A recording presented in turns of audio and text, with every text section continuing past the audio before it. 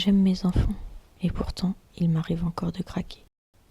J'ai compris qu'on peut sortir du cercle vicieux des cris, non pas en devenant une maman parfaite, mais en apprenant à s'écouter.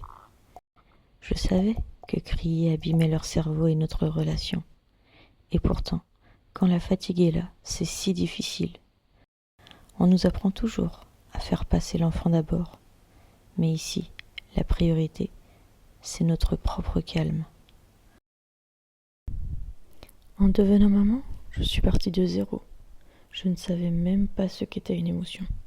Alors, accompagner celle de ma fille, c'était une grande aventure. Respirer, nous le faisons tous les jours, sans même y penser. Alors, quand j'ai lu qu'il fallait respirer avant de réagir, j'ai bien ri. Respirer?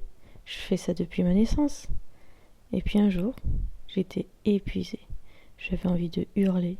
J'avais juste envie que quelqu'un vienne s'occuper de ma fille à ma place. Je ne savais plus quoi faire.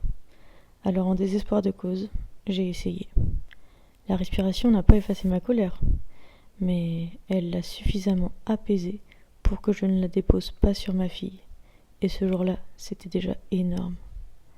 À partir de ce moment-là, j'ai commencé à voir de petits changements.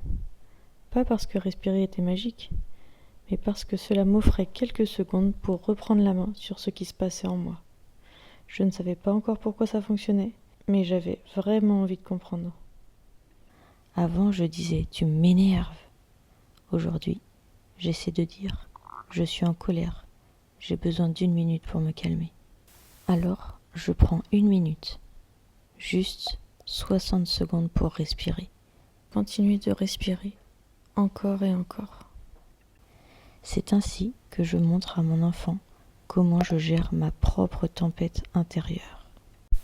En nous voyant prendre 1 minute pour respirer, nos enfants apprennent naturellement, par imitation. Les neurones miroirs jouent un rôle important dans cette capacité à apprendre en observant les autres.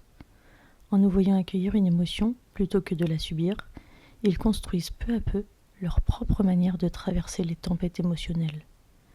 Nos enfants n'apprennent pas seulement de ce que nous leur disons, ils apprennent surtout de ce que nous leur montrons. Une fois la colère redescendue, je peux enfin me demander de quoi ai-je besoin, et seulement après, je peux comprendre le besoin de mon enfant. Ce n'est pas infaillible.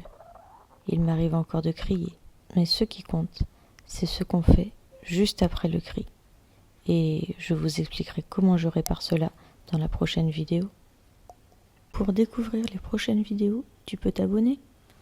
Et si tu souhaites soutenir Graines de nous, un j'aime, un commentaire ou un partage sont autant de petites graines qui aideront ces réflexions à grandir et à toucher d'autres familles. Merci d'avoir regardé cette vidéo et à très bientôt.